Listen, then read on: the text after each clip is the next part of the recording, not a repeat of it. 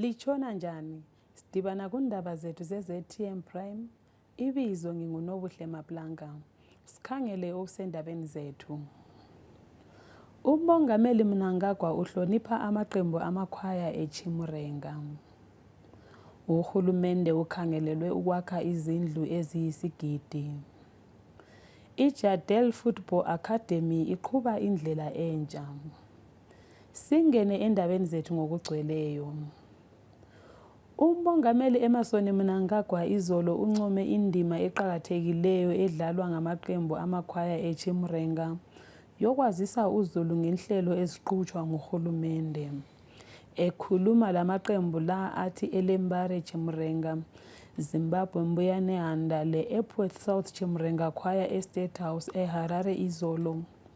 UMongameli Mnangagwa uncome usekelo lamaqembu alunika kuhulumende kanye lebandla elibusayo. UMongameli uphinde njalo wanikeza amakhwaya la izipho zamahampa okusebenzisa ngesikhathi sekhefu lekhisimusi.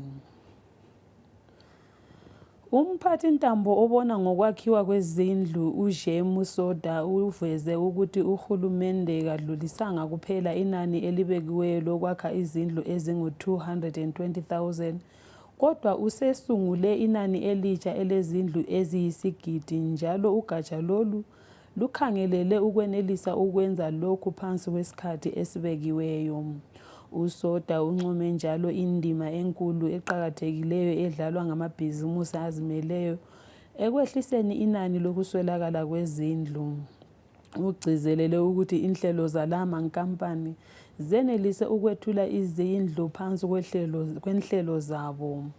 Wethulela amazwi ngesikhathi sokuqhutshwa komkhosi we-World Habitat Day. Kolunye udaba. uRobert Mugabe Jr. uhlawuliswe inhlawulo ye-US $300 ngemva kokufunyanwa elecala lokutholakala elesidakamizwa. uMugabe uvumile icala lakhe izolo phambili kukamantshi wedale leHarare uLisa Mutendereki.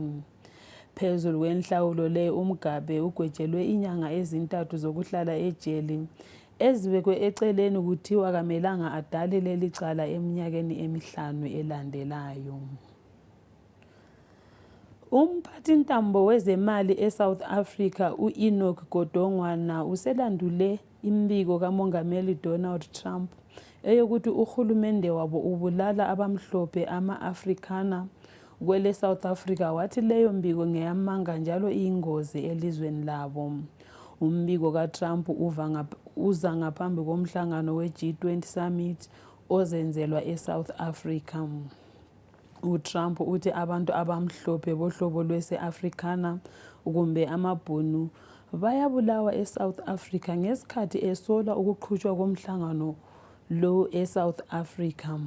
Wengezelele wathi iSouth Africa ayisilunga le-G Group egoqela amanye amazwe. Kwezemidlalo.